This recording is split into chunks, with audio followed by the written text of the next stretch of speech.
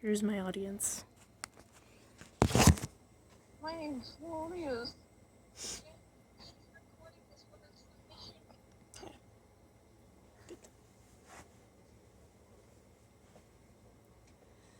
There are over 15 million people in the world diagnosed with social anxiety disorder. Over 6.8% of the US population has social anxiety disorder. To put that into some perspective, about 2% of the US population has naturally red hair.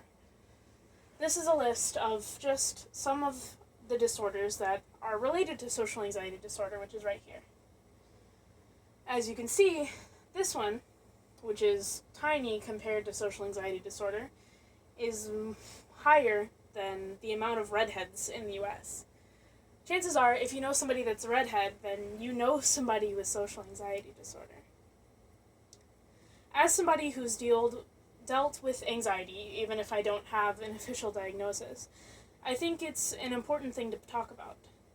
I want to share with you what this disorder is, how it relates to the experiments done by John B. Calhoun in the 1960s, and what we can do about it. I want to talk a bit about me personally and my experience with anxiety. Like I said, I don't have an official diagnosis for social anxiety disorder or any of these, but chances are all of us have felt some form of anxiety at one time or another.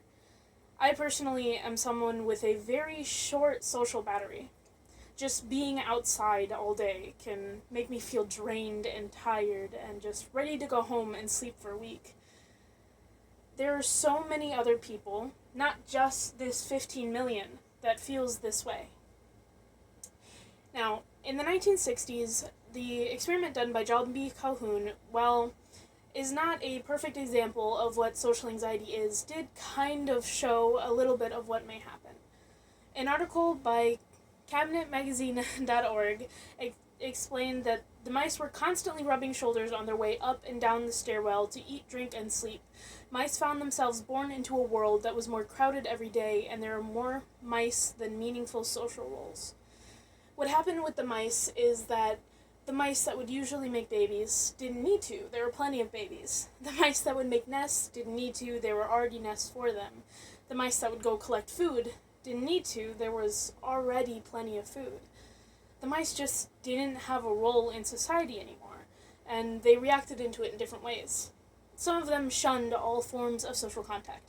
They secluded themselves in the high floors of their apartment and spent all day grooming themselves and avoiding other mice at all costs. For others, they needed social interaction. They cannot eat, sleep, drink, or do anything without being surrounded by other mice. These mice, while not a perfect example of what humans are, do experience some similar behaviors that we see in humans. Now, to give you a little bit more information on social anxiety specifically, I want to show you a video.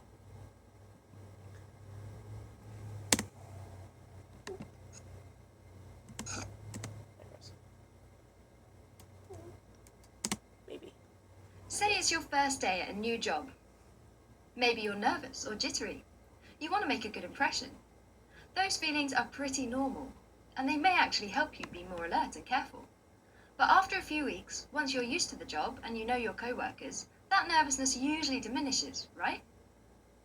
Well, for some people, that initial anxiety is really high and it stays really high over time.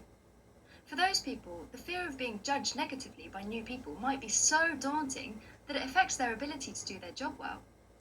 In fact, even the idea of having to be somewhere where they may be scrutinized by others might make them not want to do the job in the first place. This describes social anxiety disorder. So, what this video kind of explained is just one of the symptoms of social anxiety disorder, which is fear of being judged negatively.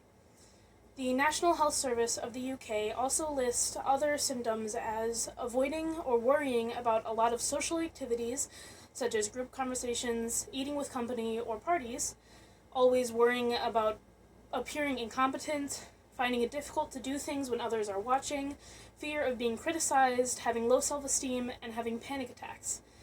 It also states that many people with social anxiety who have other mental health issues, such as depression, generalized anxiety disorder, or panic disorder. Now, social anxiety disorder is something that can be very debilitating. It can ruin someone's life if it's strong enough. And the main question is, how do we deal with it? There are hundreds of licensed therapists and psychiatrists out there and tons of medications that can help with the symptoms of anxiety.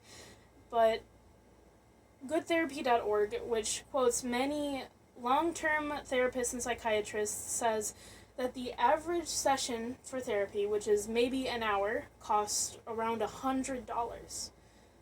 I know what you're thinking, $100 for an hour is a lot, but I'm sure insurance covers some of it.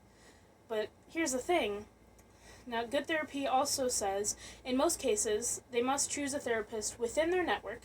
They may also have to meet other criteria, such as having a mental health diagnosis, meeting a deductible, or getting a referral for treatment. Consequently, even people with insurance may opt to pay for therapy out of their pocket. What this is saying is that $100 for just an hour of therapy, you have to go through so many steps with your insurance company to get it covered that some people just decide they'd rather pay it by themselves. Some people could get therapy once a week, or maybe even once a month, but that's still $100 more than most people have. So what can we do about it? There are hundreds, if not thousands, of nonprofit organizations and charities that are specifically meant to help people with mental illnesses.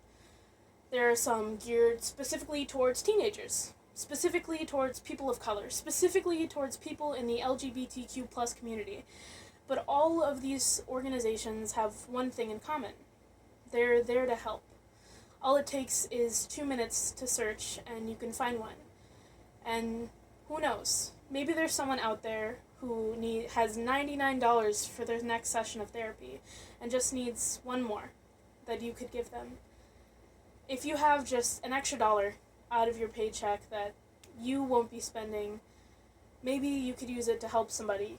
One of the 15 million Americans, if not more, who need it.